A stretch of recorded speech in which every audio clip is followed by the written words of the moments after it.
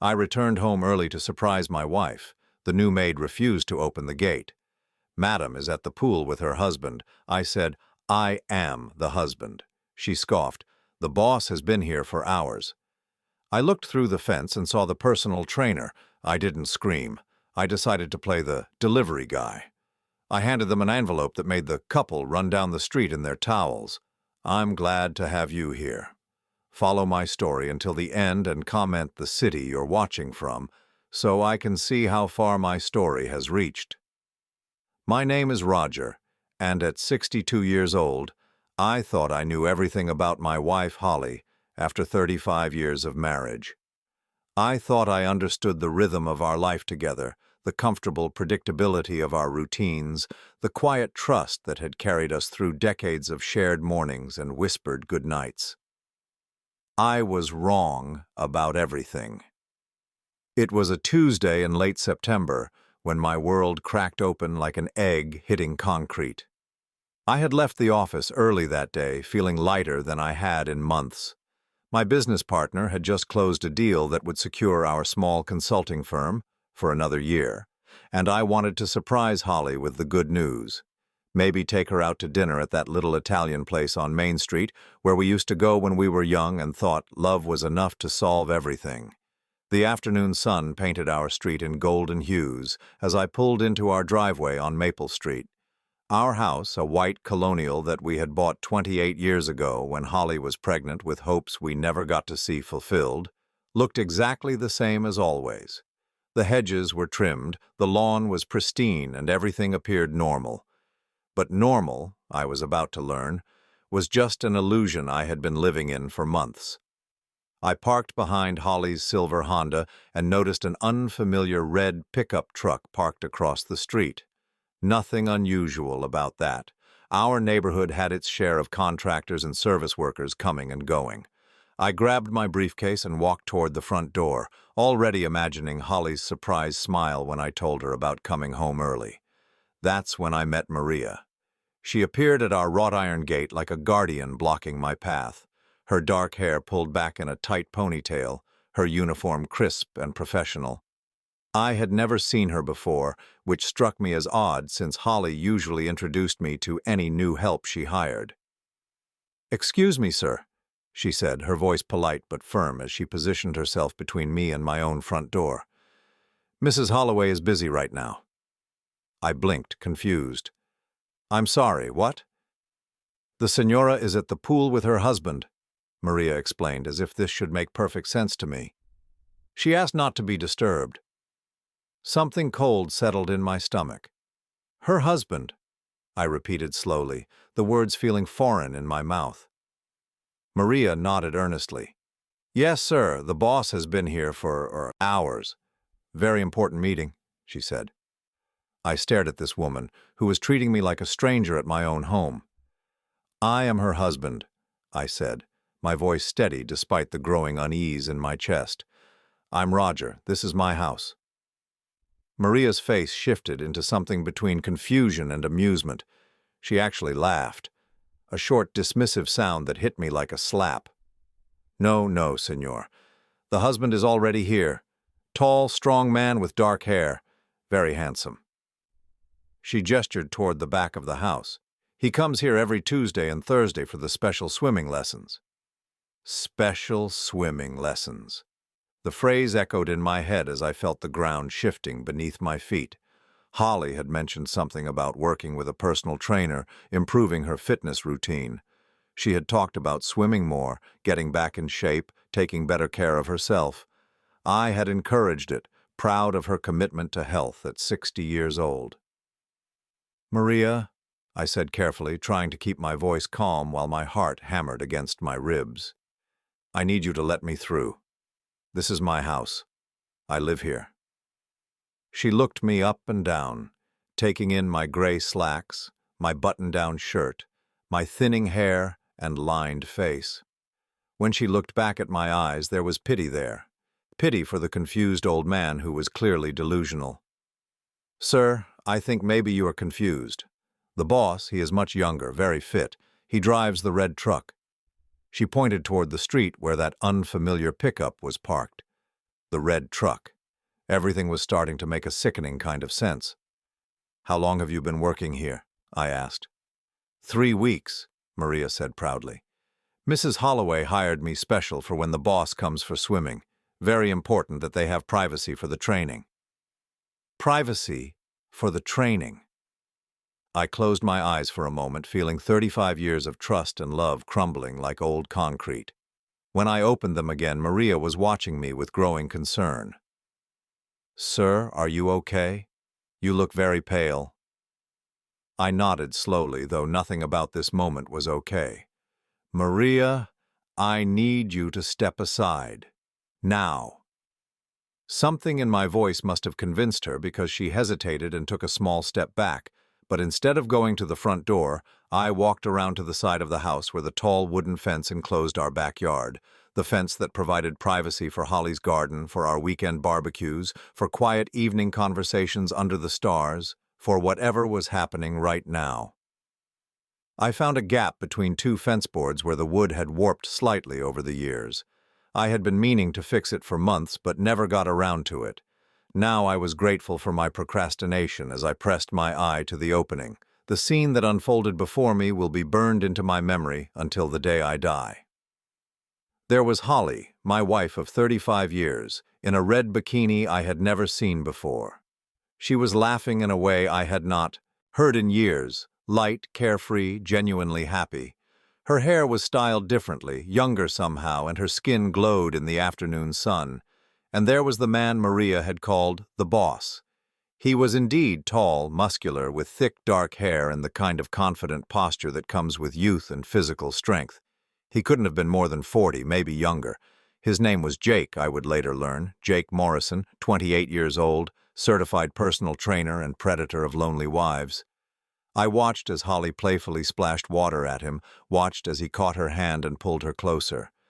I watched as they kissed, not the brief, perfunctory kisses that Holly and I had exchanged for years, but the deep, hungry kind of kiss that speaks of passion and secrets and promises made in whispered moments. I watched as my wife touched this stranger's face with tenderness I had forgotten she possessed. I watched as she threw her head back and laughed at something he whispered in her ear, the sound carrying across the water like a knife through my chest. I watched as they moved together in the pool, their bodies intertwined in a way that spoke of familiarity, of practiced intimacy, of something that had been happening for far longer than 3 weeks. My legs felt weak, and I had to grip the fence to keep from falling. This wasn't a moment of weakness, a single mistake that could be forgiven and forgotten. This was a relationship. This was Holly, living an entire life I knew nothing about, with a man who was younger than some of the friendships we had cultivated together. I don't know how long I stood there, paralyzed by the destruction of everything I thought I knew about my life. It could have been minutes or hours. Time seemed to have stopped, leaving me suspended in this moment of awful clarity. Finally, I forced myself to step away from the fence. My hands were shaking as I walked back around the house, past Maria, who was now watering the front flower beds and humming softly to herself. She looked up as I passed. "You find what you were looking for, sir?" I met her eyes, and for a moment I saw understanding there. She knew, of course she knew. Holly had hired her specifically to keep people like me, people like the real husband, from disturbing her afternoons with Jake. "Yes," I said quietly. "I found exactly what I was looking for." I got back in my car and drove away from my house, away from my life, away from 35 years of what I had thought was love, but was apparently just habit and convenience. I drove with no destination in mind, just needing to move, needing to process what I had seen. As I sat at a red light 3 blocks from home, my phone buzzed with a text message. It was from Holly. "Working late at the gym again. Don't wait up. Love you." I stared at those 3 words, "love you," and felt something inside me die.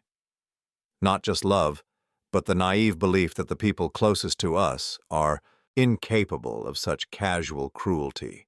She was texting me lies while Jake's hands were still wet from touching her skin. That's when I knew I wasn't going to confront her. I wasn't going to scream or cry or beg for explanations. I was going to do something far more devastating than that. I was going to think. I drove for 2 hours that day, meandering through neighborhoods I barely recognized, past strip malls and coffee shops, and the ordinary lives of people who still believed their spouses came home to them each night. When I finally returned to our house on Maple Street, Jake's red pickup was gone and Holly was in the kitchen, preparing dinner as if nothing had changed. She looked up when I walked in, her face bright with what I now recognized as the glow of someone who had spent the afternoon being desired. "You're home late," she said, stirring something that smelled like the beef stew she used to make when we were young. "How was work?" I studied her face, looking for some sign of guilt or nervousness, some crack in the performance. There was nothing. 35 years of marriage had taught her exactly how to lie to me. "Fine," I said, setting my briefcase on the counter. "Same as always." She nodded, already losing interest in the conversation. This, I realized, was how it had been for months. Holly, going through the motions of being a wife while her mind was somewhere else entirely. With someone else entirely. "I started that new fitness routine I told you about," she said casually, not meeting my eyes. "The personal trainer is really pushing me. I'm exhausted." The personal trainer. I wanted to laugh at the euphemism, but instead I just nodded. "That's good. You seem happier lately." She paused in her stirring for just a moment, so briefly I almost missed it. "Do I? Well, exercise is good for the mood, they say." Exercise. I watched her move around the kitchen, this woman I had shared a bed with for over 3 decades, and marveled at how easily the lies flowed.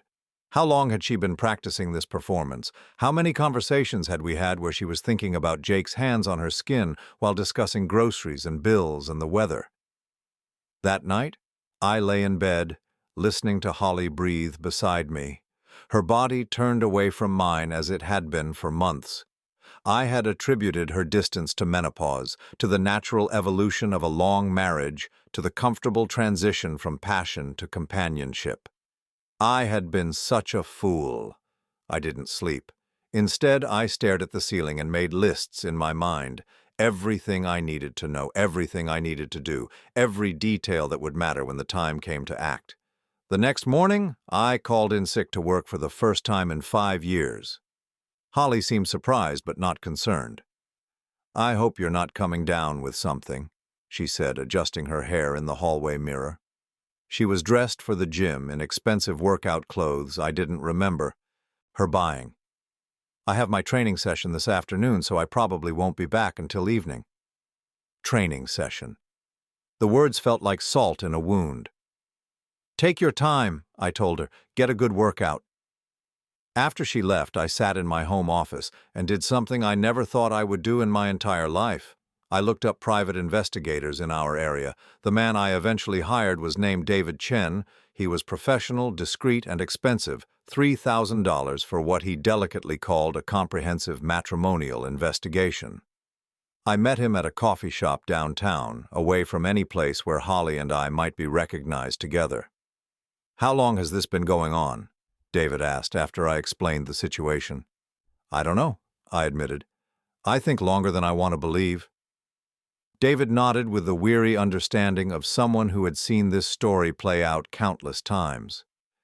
"Most people wait too long to call me. They see the signs but hope they're wrong. You're actually moving faster than most." Faster. The word stung because it implied I had been slow to recognize what was happening in my own marriage. How many Tuesday and Thursday afternoons had Holly been with Jake while I worked late at the office, proud of my wife for taking care of her health? "What exactly do you need to know?" David asked.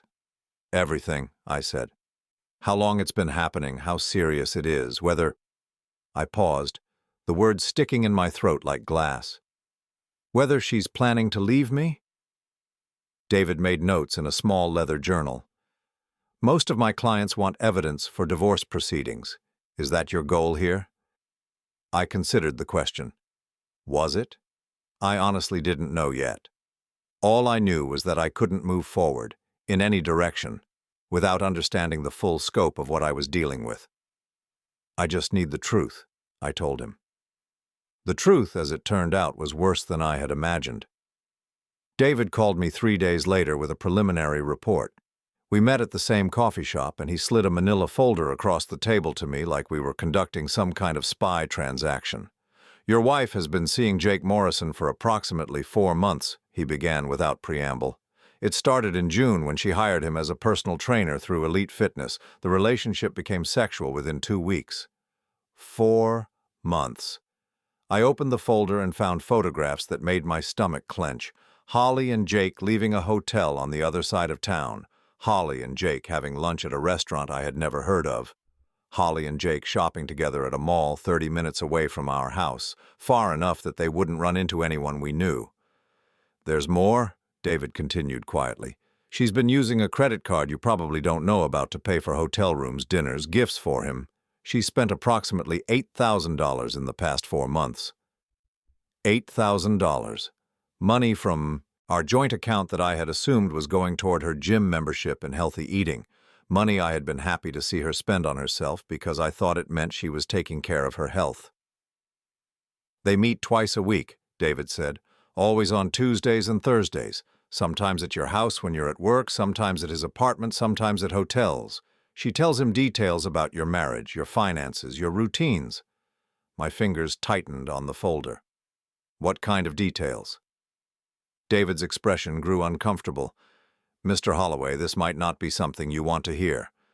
Tell me." "She's told him about your retirement accounts, your life insurance policy, the value of your house." David paused. "She's also told him that you've been talking about updating your will." The coffee in my cup had gone cold, but I barely noticed. "Why would she tell him about my will?" David leaned forward slightly, his voice dropping. "Mr. Holloway, I've been doing this for 15 years. When a spouse starts discussing inheritances and life insurance with their affair partner, it usually means one of 2 things.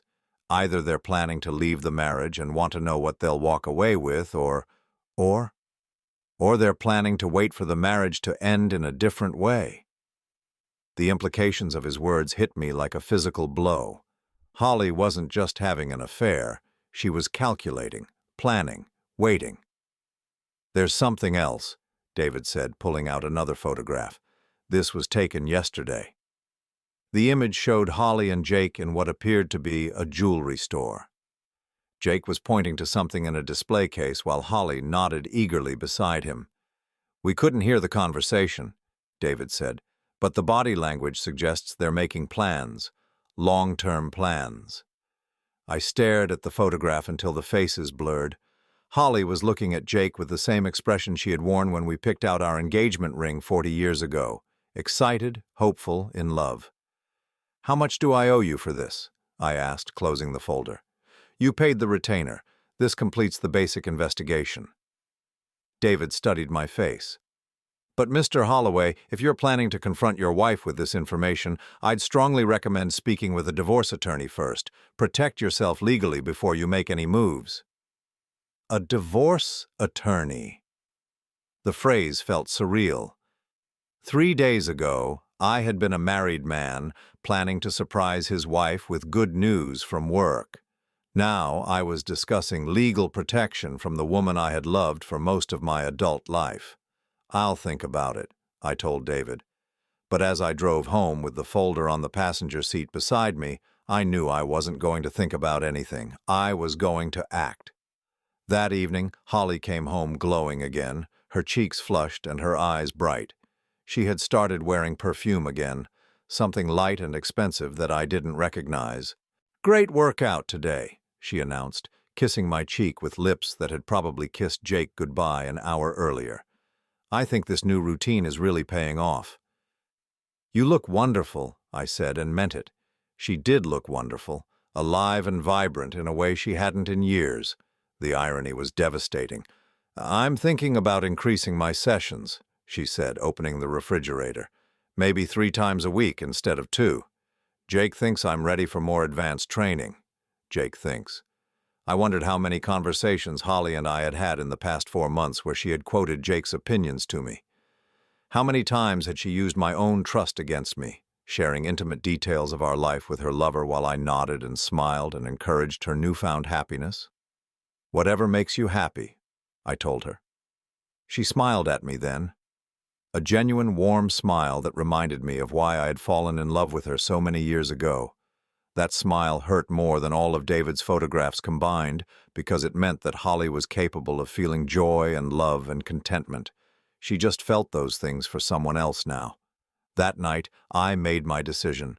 I wasn't going to confront Holly. I wasn't going to beg or plead or ask her to choose between Jake and me. I already knew who she would choose, and I refused to humiliate myself by asking the question. Instead, I was going to give Holly exactly what she wanted, but on my terms. I was going to set her free in a way she would never forget. The following week, I became a man I didn't recognize. During the day, I maintained my routine, going to work, responding to emails, attending meetings as if my life wasn't disintegrating. But underneath the surface, I was conducting my own investigation, piece by piece, like assembling a puzzle I desperately didn't want to complete. I started paying attention to details I had ignored for months. The way Holly's phone was always face down on the table, how she had suddenly become interested in taking longer showers, sometimes twice a day, the fact that she had started doing laundry more frequently, washing clothes I never saw her wear around me. On Thursday morning, Holly announced she was going shopping after her training session and wouldn't be home until evening. The casual way she delivered this information, as if she were discussing plans to visit the grocery store, made my stomach turn. "Take your time," I told her, kissing her goodbye like I had done thousands of times before. Her perfume smelled different again. Everything about her seemed designed for someone else's appreciation. An hour after she left, I did something that would have been unthinkable to me just a week earlier. I searched through her belongings. I started with her dresser, methodically going through drawers I had respected as private for 35 years. In the back of her jewelry box, underneath the earrings I had given her for our last anniversary, I found a receipt from Victoria's Secret. $467 for lingerie I had never seen her wear. My hands trembled as I unfolded the receipt. The date was from 3 months ago. Early July, just weeks after her affair with Jake had begun, according to David's timeline. The itemized list read like a catalog of seduction: silk negligées, lace sets, perfume, body lotion, none of it purchased for me. I sat on the edge of our bed, surrounded by the evidence of Holly's double life, and felt something inside me crystallize. This wasn't just an affair. This was a complete reimagining of herself for another man. She had become someone new, someone exciting and desirable, but only when she was away from me. In her nightstand drawer, I found a small leather journal I had never seen before. My conscience warred with my need to know the truth, but the truth won. I opened it to find pages of Holly's handwriting, documenting her relationship with Jake in excruciating detail. The entries started in June. "Jake makes me feel alive again. When he looks at me, I remember what it's like to be desired, not just tolerated." July. "He says Roger seems like a good man but boring. He can't understand how someone my age ended up with someone so old and set in his ways. Neither can I, honestly." August. "Jake asked about the house today. He was surprised to learn it's worth so much. We talked about what it would be like to travel together, to see the world without having to worry about Roger's careful budgets and retirement planning." September. I found myself looking at Roger this morning and feeling nothing but pity. He has no idea how much life he has left to live, but he's already given up. Jake would never give up like that. Each entry was a dagger through whatever remained of my heart, but it was the most recent entry, dated just 3 days ago, that made my blood run cold. Jake brought up something interesting today. He said he knows people who have been in situations like ours before. Older woman, younger man, complicated marriage. He said sometimes these things resolve themselves naturally if you're patient enough. I asked what he meant, and he just smiled and said that sometimes life has a way of opening doors when you least expect it. I read that entry 3 times, the implications becoming clearer and more terrifying with each reading. Resolve themselves naturally. Life has a way of opening doors. The euphemisms were thin veils over something much darker. I closed the journal and sat in the silence of our bedroom, trying to process what I had discovered. Holly wasn't just planning to leave me. She and Jake were discussing scenarios where leaving wouldn't be necessary, where the marriage would end in a way that would leave her free but financially secure. My phone rang, interrupting my dark thoughts. It was David Chen. "Mr. Holloway, I need to see you immediately." His voice was urgent in a way that made my stomach drop. "There have been some developments." We met at a small diner 40 minutes away from our house. David arrived carrying a larger folder than before, his expression grim. "I continued surveillance as you requested," he began without preamble. "What I discovered goes beyond a simple affair."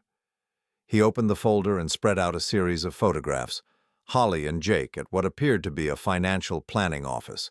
Holly signing documents while Jake watched.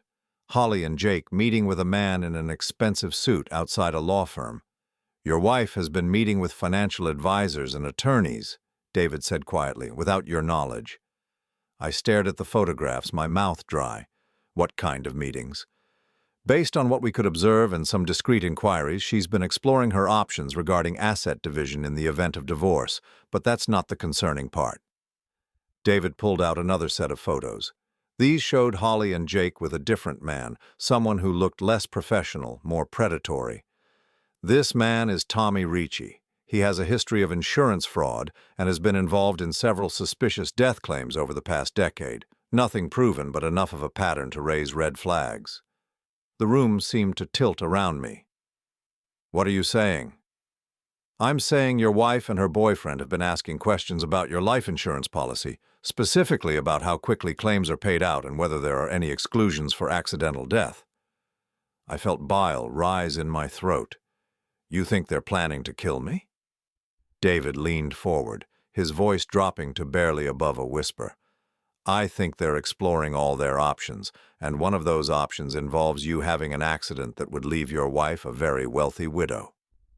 The photographs blurred in front of me as the full scope of Holly's betrayal became clear. This wasn't just about sex or loneliness or the excitement of a younger man. This was about money, about freedom, about starting over without the inconvenience of divorce proceedings or asset division. "How much is my life insurance policy worth?" I asked, though I already knew the answer. "According to public records, $1.2 million, double indemnity for accidental death. $2.4 million, enough for Holly and Jake to disappear together to start fresh somewhere warm and expensive, enough to make murder seem like a reasonable investment." "What do you recommend?" I asked. David studied my face carefully. "Honestly, I recommend you go to the police. What we have here suggests conspiracy to commit murder. Even if they haven't acted yet, planning it is a crime." I considered this option, imagining the humiliation of explaining to strangers that my wife of 35 years was planning to have me killed for insurance money. The media attention, the public exposure, the destruction of whatever dignity I had left. "No," I said, firmly. "No police? Then what do you want to do?" I was quiet for a long moment, an idea forming in my mind. A plan that would give Holly exactly what she wanted, but not in the way she expected. "I want you to document everything," I told David. "Every meeting, every conversation you can record, every plan they make. I want evidence of all of it." And then, I smiled for the first time in weeks, though it felt more like baring my teeth. "Then I'm going to deliver some very important documents to my wife." David raised an eyebrow. "What kind of documents?" "Divorce papers," I said, "but not the kind she's expecting." Over the next week, while Holly continued her charade of marriage counseling and Jake continued his role as concerned personal trainer, I met with the best divorce attorney in the state. Margaret Williams had handled high-profile divorces for 23 years and had a reputation for protecting her clients' assets with ruthless efficiency. When I explained my situation and showed her David's evidence, Margaret's eyes lit up with professional interest. "This is actually quite straightforward," she said, reviewing the photographs and recordings. "Your wife's affair, combined with evidence of financial planning that excluded you and potential conspiracy against your life, gives us extraordinary leverage." I want to keep everything, I told her. The house, the retirement accounts, the investments, everything. Margaret nodded. Given the circumstances, that's entirely possible. The adultery alone would be sufficient, but the insurance investigation angle, that changes everything. She leaned back in her leather chair, studying me carefully. How do you want to serve her? I had been thinking about this question for days. I could have Holly served at home, privately, allowing her to maintain some dignity.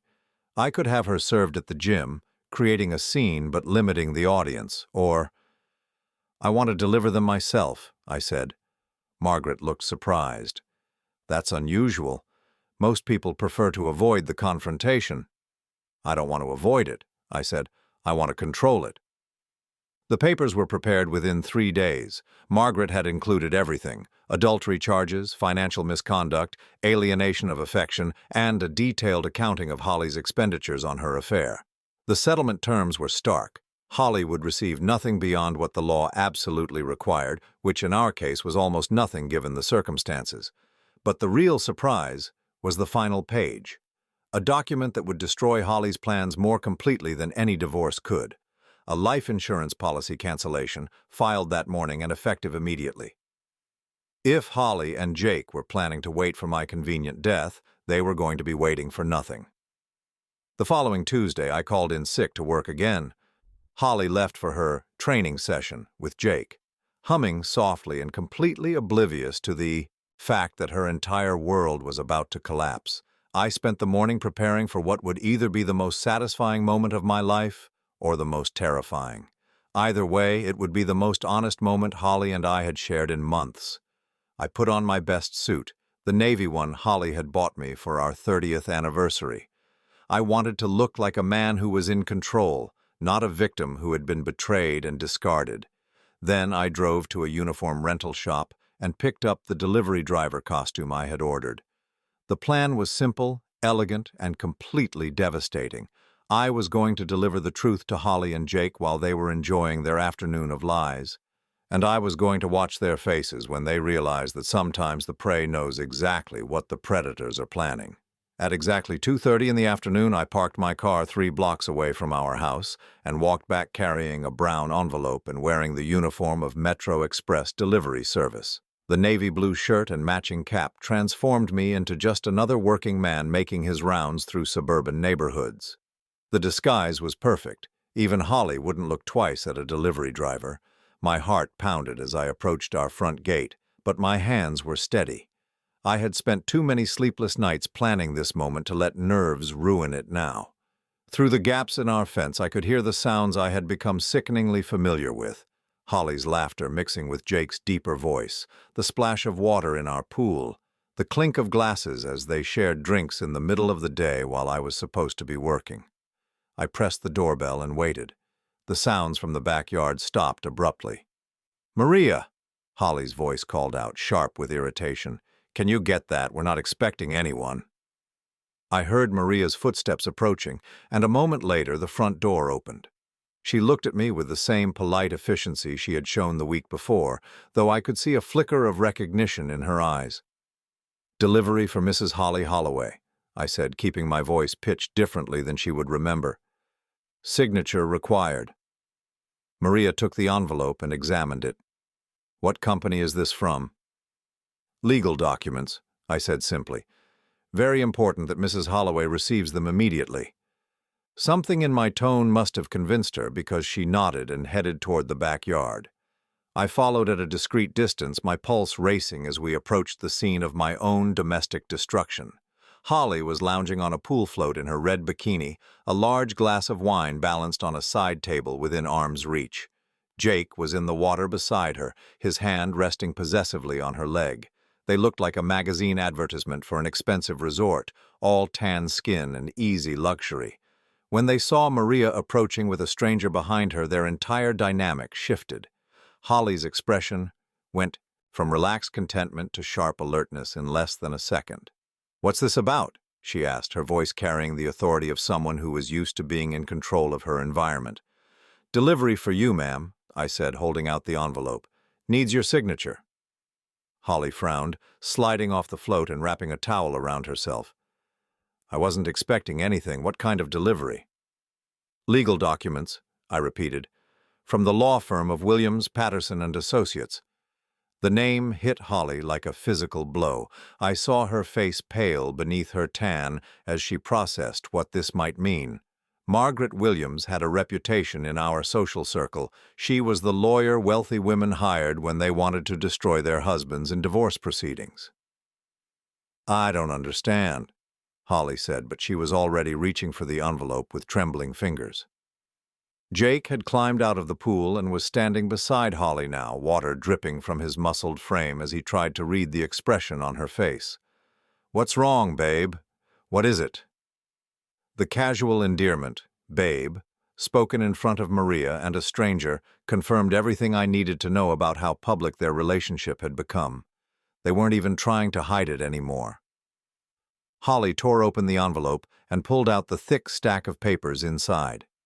As she read the first page, her face went through a series of expressions that would be burned into my memory forever: confusion, recognition, shock, and finally pure terror. "This can't be right," she whispered. Jake moved closer, trying to read over her shoulder. "What is it? What can't be right?" Holly's hands were shaking so badly now that the papers rustled like leaves in a storm. It's divorce papers. Roger is divorcing me." The words hung in the air between them like a bomb that hadn't quite exploded yet. Jake's expression shifted from concern to calculation as he processed this information. "How did he find out?" Jake asked, and I noticed he didn't ask if the accusations were true or express any remorse about breaking up a marriage. He just wanted to know how his plan had been discovered. Holly was scanning through the pages now, her breathing becoming more rapid as she read the detailed accusations. "He knows everything," she said, her voice barely above a whisper. "The hotels, the credit cards, the meetings with—" She stopped reading abruptly, her face going white. "With who?" Jake demanded. "What meetings?" Holly looked up at him with an expression of pure panic. "He knows about Tommy Ricci." The name hit Jake like a slap. His casual confidence evaporated instantly, replaced by the trapped look of an animal that had just realized it was cornered. "That's impossible," Jake said, but his voice lacked conviction. "We were careful. We never talked about that anywhere we could be overheard." "Apparently we weren't careful enough," Holly snapped, her panic turning to anger. "Look at this. He has photographs of us meeting with Tommy, dates, times, everything." She flipped to another page, and her face somehow managed to get even paler. "Oh, God. Oh, no, no, no." "What now?" Jake asked, though he looked like he didn't really want to know.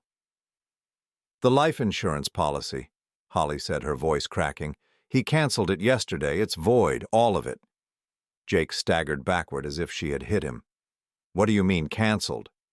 "I mean there is no life insurance policy anymore." Holly's voice was rising toward hysteria. "Whatever we were planning, whatever Tommy was supposed to do, it's all worthless now." I watched this exchange with a mixture of vindication and disgust. They were confirming everything David had suspected, admitting to plans that would have ended with my death, and their only regret was that they had been caught before they could execute their scheme. Maria, who had been standing nearby with growing alarm, cleared her throat nervously. "Mrs. Holloway, should I leave you alone with these papers?" Holly looked at her as if she had forgotten the poor woman existed. "Yes," she said absently. "Yes, go inside. Don't let anyone else in today." As Maria hurried back toward the house, Jake grabbed Holly's arm. "We need to think about this rationally. If Roger has evidence, if he knows about Tommy, then we need to—" "We need to what?" Holly interrupted. "Run? Where exactly do you think we're going to go? I'm about to lose everything, the house, the savings, all of it. And you—" She turned on him with sudden viciousness. "You don't have anything to contribute. You're a personal trainer who lives in a one-bedroom apartment." Jake's face darkened with anger and wounded pride. "Hey, this whole thing was your idea. You're the one who said your husband was old and boring and probably wouldn't live much longer anyway. You're the one who wanted to speed things up. Lower your voice, Holly hissed, glancing around as if she was afraid of being overheard. But it was too late for discretion. Their carefully constructed fantasy was collapsing in real time, and they were turning on each other like animals fighting over the last scrap of food. I need to call a lawyer, Holly said, her mind clearly racing. If Roger has evidence of an affair, I can still get something in the divorce. Community property laws. Did you not read the papers? Jake interrupted. Look at page 7. Holly flipped through the documents until she found what he was referring to. As she read, her last remaining hope died in her eyes. Pre-nuptial agreement, she read in a hollow voice. Signed in 1987. In the event of adultery, the unfaithful spouse forfeits all claims to marital assets. I remembered that prenup well. We had signed it at Holly's insistence, actually. She had been worried about protecting herself if I ever cheated on her. The irony was so perfect it almost made me laugh. That means... Holly's voice trailed off as the full implications hit her. That means you get nothing, Jake finished brutally, which means we get nothing. They stood there in the wreckage of their plans, surrounded by the luxury that was about to be stripped away from them. The pool, the expensive patio furniture, the landscaped gardens, all of it was going to remain mine, while they walked away with nothing but the memories of their betrayal. Maybe we can work something out, Holly said desperately. Maybe if I go to Roger, if I apologize, if I explain... Explain what? Jake cut her off. That you were planning to have him killed for insurance money? That should go over well. The casual way he said it, planning to have him killed, sent a chill down my spine even though I had known it was coming. Hearing the words spoken aloud by one of the conspirators made the whole nightmare feel more real and more terrible. Holly slumped into a patio chair, the divorce papers scattered around her feet like confetti at the world's worst party. 35 years, she said to no one in particular. 35 years of marriage, and I'm going to walk away with nothing. Well, you'll have me, Jake said, but even he didn't sound convinced. Holly looked up at him with an expression of pure contempt. Will I? Because from where I'm sitting, you're looking pretty eager to distance yourself from this mess. Jake had the grace to look embarrassed, but he didn't deny it. Look, Holly, this changes things. If Roger has evidence about Tommy, if the police get involved, we're both going to prison, Holly said flatly. Is that what you're worried about? Because if it is, you can stop pretending you care about me and just leave now. The mask of devoted lover finally slipped completely from Jake's face, revealing the calculating opportunist underneath. Maybe that would be best, he said slowly. Maybe we both need to think about protecting ourselves. Holly laughed, but there was no humor in it. Protecting ourselves? Right. Well, you don't have much to protect, do you? No assets, no reputation to maintain, no family who will be ashamed when this all comes out. Jake straightened his shoulders, his expression hardening. You know what? You're right, I don't have as much to lose as you do, which means I don't have to stick around and watch you destroy both of us with your poor planning and your sloppy execution. My poor planning? Holly's voice was rising again. You were the one who brought up Tommy Ricci. You were the one who said we needed to be patient and wait for the right opportunity. And you were the one who was too greedy to just settle for a simple divorce, Jake shot back. If you had just left your husband like a normal person, we could have been together without all this drama. They were screaming at each other now, their voices carrying across the neighborhood. In a matter of minutes, they had gone from loving conspirators to bitter enemies, each trying to shift blame for their shared crimes. I had seen enough. I turned and walked back toward the front of the house, leaving them to destroy each other with words since they would no longer have the opportunity to destroy me with actions. As I reached the front gate, I heard Holly call Jake's name one last time, her voice desperate and pleading. But by the time I looked back, Jake was already grabbing his clothes and heading for his truck. The alliance that had threatened my life was crumbling as quickly as it had formed, and I hadn't even had to say a word.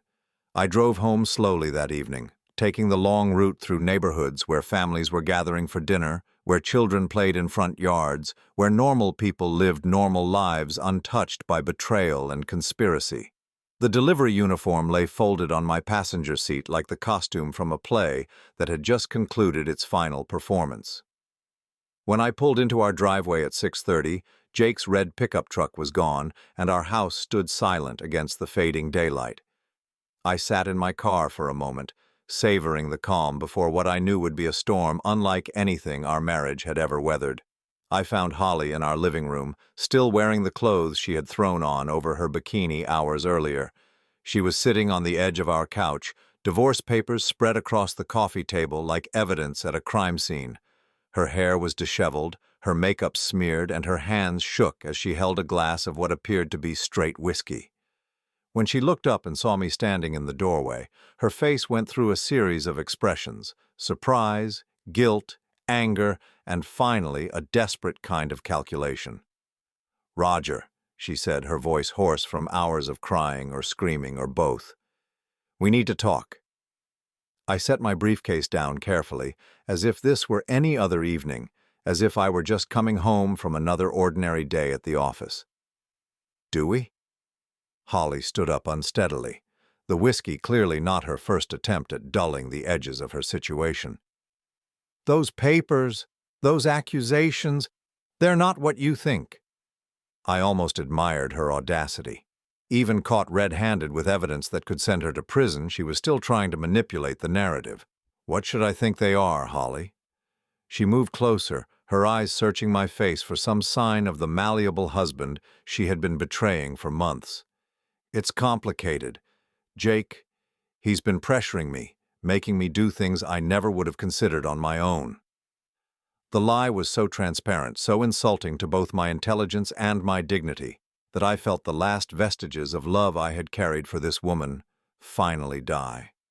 She was going to blame Jake, paint herself as the victim of his manipulation, as if I hadn't read her journal entries celebrating their conspiracy. "Pressuring you to do what?" "Exactly?" I asked. Holly's breathing became more rapid as she realized I wasn't going to make this easy for her. The meetings with those people, the questions about insurance policies, I never wanted any of that, Roger. I was scared of him, scared of what he might do if I didn't go along with his plans. His plans. I let the words hang in the air between us. "Is that what you're calling them now?" Holly nodded eagerly, seizing on what she perceived as an opening. He had this idea that marriages like ours sometimes end naturally, and when they do, the surviving spouse deserves to be taken care of. He made it sound so reasonable, so inevitable. I walked to my chair, the leather recliner where I had spent countless evenings reading while Holly watched television or worked on her laptop, planning God knows what with her young lover. I sat down slowly, watching her face as she tried to gauge my reaction to her performance. "And you found his reasoning compelling," I said. "No." Holly moved closer, desperation making her voice higher, more frantic. "I found it terrifying, but he said he knew people, dangerous people, and if I didn't cooperate, Roger, I was protecting you as much as myself." The revisionist history was breathtaking in its scope. In Holly's new version of events, she had been a reluctant participant in a scheme to murder me in order to protect me from being murdered. The psychological gymnastics required to construct such a narrative would have been impressive if they weren't so insulting. "Where is Jake now?" I asked. Holly's face crumpled. "Gone. The moment he saw those papers, he abandoned me. 30 minutes after you served those documents, he was throwing his things in his truck and driving away." "And you're surprised by this?" "I thought—" Holly's voice broke. "I thought he loved me. I thought we were partners in this, but the second things got difficult, he ran like a coward." I studied my wife's face. This woman who had shared my bed for 35 years, who had promised to love me in sickness and health, for richer or poorer, till death do us part. The irony of that last vow wasn't lost on me. "Holly," I said quietly, "do you understand what's going to happen now?" She wiped her eyes with the back of her hand, smearing her mascara further. "I was hoping we could work something out. The prenuptial agreement, surely there's room for negotiation. A marriage this long, there must be some provision for reconciliation. Reconciliation. The word tasted like poison. You want to reconcile our marriage after planning my murder. Holly flinched as if I had struck her. It was never supposed to go that far. It was just talk. Fantasies. People say things when they're angry or frustrated that they don't really mean. People say things, I repeated. Is that what you call meeting with Tommy Ricci? Is that what you call researching the terms of my life? Insurance policy? Just talk? Holly's composure finally cracked completely. She fell to her knees beside my chair, her hands reaching for mine in a gesture that once would have melted my resolve, but now only disgusted me. Please, she whispered. I know I made terrible mistakes. I know I hurt you, but we can fix this. We can go to counseling. I can make this right. I looked down at her tear-stained face and felt nothing but cold emptiness. Holly, you hired a man to kill me, so you could inherit my money and run away with your lover. Exactly which part of that do you think counseling can fix? I never hired anyone, she protested.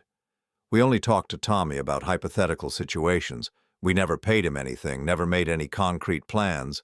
Because I discovered your scheme before you could execute it, I finished.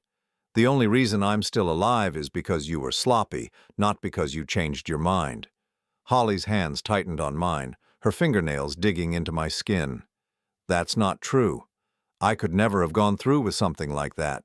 I'm not a murderer, Roger. I'm just a woman who made some very bad choices. Bad choices. I pulled my hands free from her grip. Is that what you call adultery and conspiracy to commit murder? Bad choices?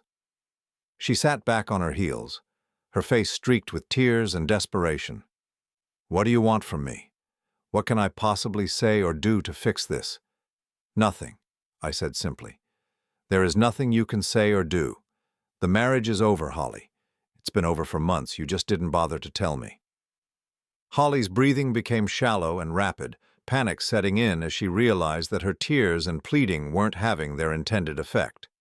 The house, she said suddenly. This is my home too. I have rights.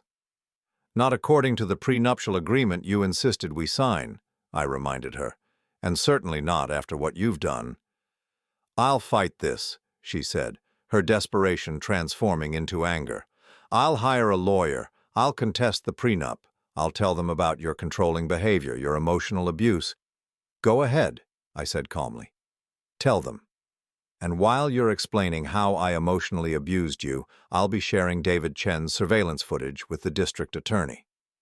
Holly went very still. What surveillance footage?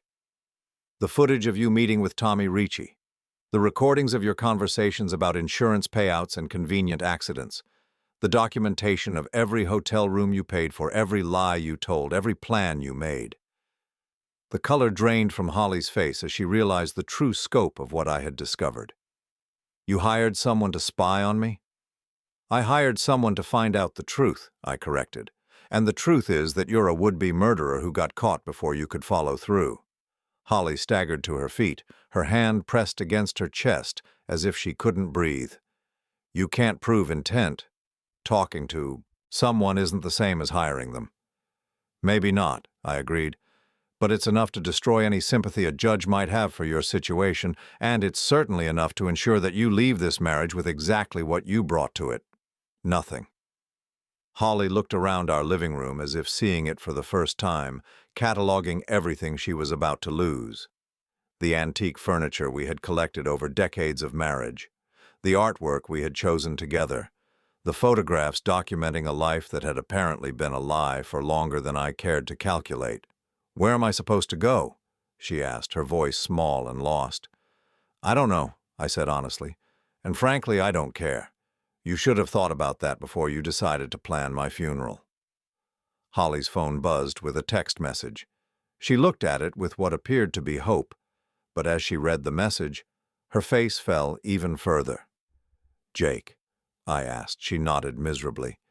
He says he's staying with friends in another state until this blows over. He says it's too dangerous for us to be in contact right now. So he's abandoned you completely? Yes.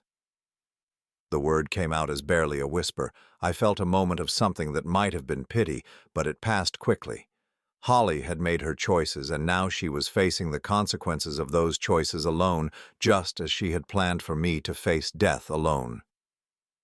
"You have until the end of the week to find somewhere else to live," I told her. "After that, I'm changing the locks." Holly's head snapped up, her eyes wide with fresh panic. "A week? How am I supposed to find a place to live in a week? I don't have any money, any references." "You have the clothes in your closet and whatever cash you've been hoarding from your affair fund," I said. "That's more than you plan to leave me with." Holly opened her mouth to protest, but seemed to realize that any argument she made would only serve to remind me of exactly what she had planned for my future. Instead, she sank back onto the couch, staring at the divorce papers that had destroyed her life in a single afternoon. "I never meant for it to go this far," she said finally. "It started as just excitement. Jake made me feel young again, desirable. It was supposed to be temporary." "And when did temporary become permanent?" I asked. "When did an affair become conspiracy to commit murder?" Holly was quiet for a long time, and when she finally spoke, her voice was so low I almost couldn't hear her. "When I realized that I couldn't go back to being the woman I was before I met him. When I realized that coming home to you every night felt like a prison sentence." The honesty was brutal, but at least it was honest. "So you decided to make sure you'd never have to come home to me again." "I decided to explore my options," Holly said, and for a moment her old calculating nature showed through the tears and desperation. "I never committed to anything." "No," I agreed. "You just researched the best ways to kill your husband and collect his life insurance. Completely different things." Holly flinched again, but she didn't deny it. We sat in silence for several minutes, surrounded by the wreckage of 35 years of marriage and the evidence of betrayal that neither of us could take back. Finally, Holly stood up, gathering the divorce papers into an unsteady pile. "I'll need time to find a lawyer." "You have time," I said. "You just don't have money to pay one. Funny how that works out." Holly looked at me with something approaching hatred. "You're enjoying this." "No," I said truthfully. "I'm not enjoying any of this. I'm just relieved to still be alive to see it."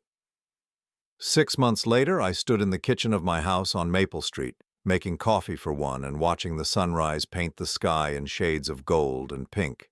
The silence was no longer oppressive. It had become peaceful, comfortable, mine. Holly had moved out within the week, just as I had demanded.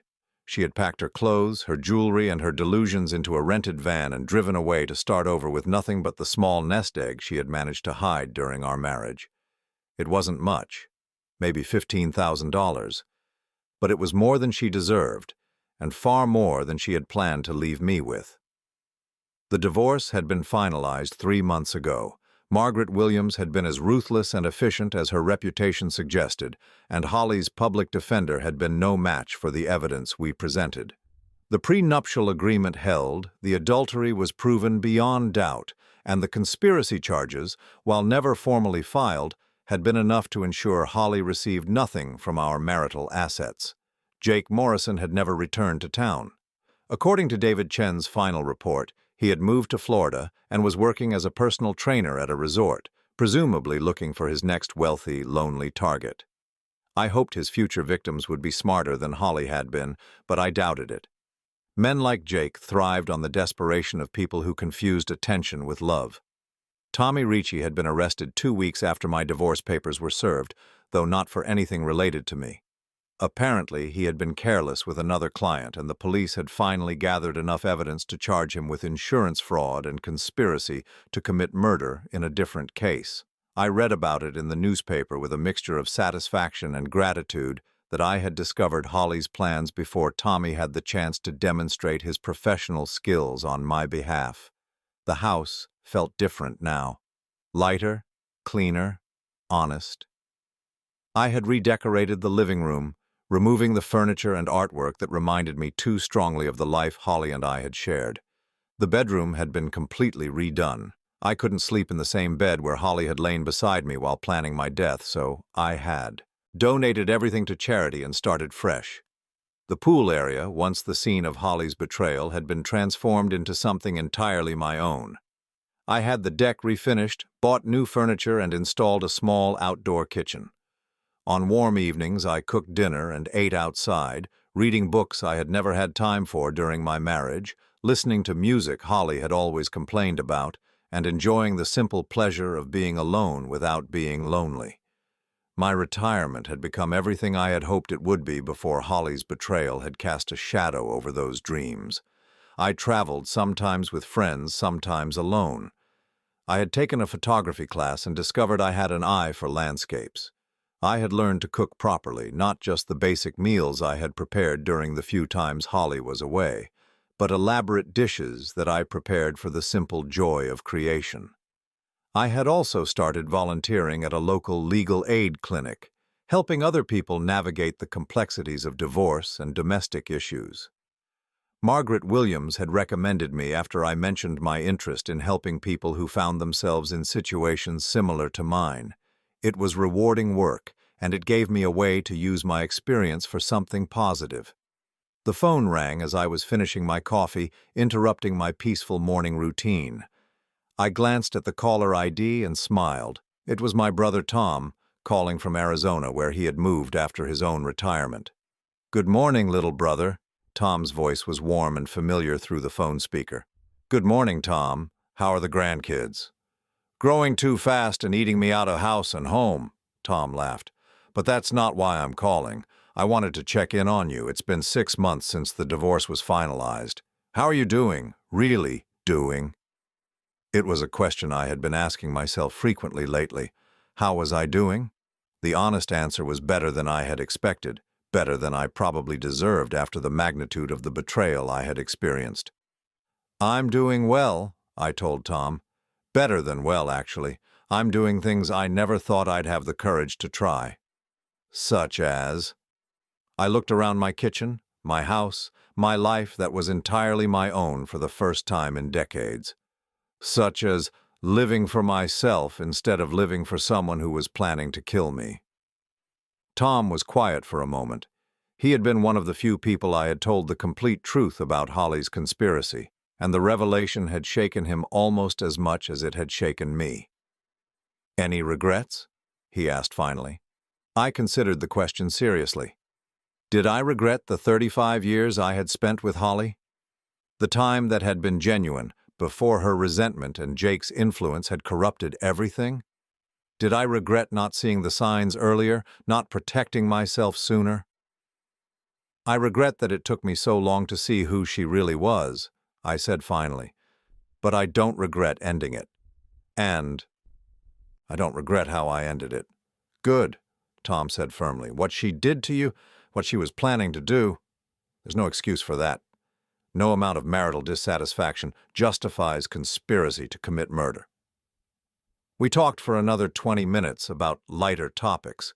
Tom's garden, my photography, the vacation we were planning to take together in the fall. After we hung up, I sat in the quiet kitchen and reflected on how much my life had changed.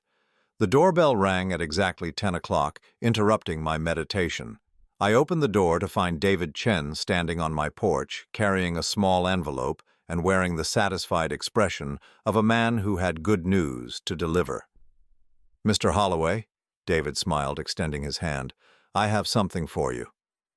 "More evidence?" I asked, though I couldn't imagine what else there was to discover about Holly's betrayal. "Better than evidence," David said, handing me the envelope. "Justice." Inside the envelope was a newspaper clipping from a small town in Florida. The headline read, "Local man arrested in insurance fraud scheme." Below it was a photograph of Jake Morrison being led away in handcuffs. "He tried the same scam with a widow in Tampa," David explained. "Apparently she was smarter than he gave her credit for, and she went to the police when he started asking about her late husband's life insurance policy." I studied Jake's photograph, noting how different he looked in handcuffs compared to the confident, predatory man who had seduced my wife. "How long is he facing?" "With his priors and the conspiracy charges, probably 15 to 20 years. Turns out your wife wasn't his first victim, just his most ambitious project." I folded the newspaper clipping and put it back in the envelope. "And Holly?" David's expression became more serious. She's working as a waitress in a diner about 50 miles south of here, lives in a studio apartment above a laundromat, no car, takes the bus to work every day. The information should have made me feel vindicated, but instead I felt only a vague sadness. Holly had traded a comfortable life and a husband who loved her for poverty, isolation, and the knowledge that her young lover had been using her just as cynically as she had been using me. "She's asked around about you," David continued. "Apparently she's curious about how you're doing, whether you've sold the house, whether you're dating anyone new." "And what do people tell her?" David smiled. "They tell her you're doing better than you ever did when you were married to her." After David left, I spent the afternoon in my garden, tending to the vegetables I had planted in the spring. Gardening had become one of my unexpected pleasures in this new life. The satisfaction of nurturing something from seed to harvest, of creating beauty and sustenance with my own hands. As the sun began to set, painting the sky in brilliant oranges and purples, I realized that this was what happiness looked like. Not the dramatic joy of new love or unexpected windfall, but the quiet contentment of a life lived honestly, of being free from pretense and betrayal. My phone buzzed with a text message from an unknown number. For a moment I wondered if it might be Holly, trying to establish contact after all these months. But when I opened the message, it was from someone far more welcome. "Hi, Mr. Holloway, this is Susan from the Legal Aid Clinic. I wanted to thank you for your help with my divorce case. The judge ruled in my favor today. I'm keeping the house and full custody of the kids. I couldn't have done it without your guidance. You saved my life." I read the message twice, feeling a warmth that had nothing to do with the evening sun. Susan was a young woman whose husband had been stealing money from their joint accounts to fund an affair, leaving her and their 2 young children in financial jeopardy. I had helped her gather evidence and navigate the legal system, sharing some of the hard-won wisdom from my own experience. I typed back, "Congratulations, Susan. You saved your own life. I just helped you see that you had the strength to do it." As darkness settled over my neighborhood and lights began to twinkle in windows where families were gathering for dinner, I went inside and prepared my own meal. I cooked slowly, methodically, taking pleasure in each step of the process. I set the table with my good china, not saving it for a special occasion, because I had learned that every day you're alive and free is a special occasion. I ate dinner while reading a book about landscape photography, planning the trip I would take next month to photograph the changing leaves in New England. It would be my first autumn as a truly single man in 35 years, and I intended to celebrate it properly. Later that evening, as I prepared for bed in my new bedroom that held no memories of betrayal or conspiracy, I found myself thinking about the moment 6 months ago when I had stood outside my own fence, watching Holly laugh with her lover while they planned my death. That man, the naive, trusting husband who had been so easily deceived, felt like a stranger to me now. I had been forced to rebuild myself from the ground up, to discover who I was when I wasn't trying to please someone who was secretly counting the days until I was dead. The process had been painful, but the result was worth every moment of heartache and humiliation. I was free. Free from lies, free from manipulation, free from the exhausting effort of trying to earn love from someone who was incapable of giving it. Free to be honest, to be myself, to build a life based on truth rather than compromise. As I turned off the lights and settled into sleep, I smiled at the thought that Holly, wherever she was tonight, would never again have the power to hurt me.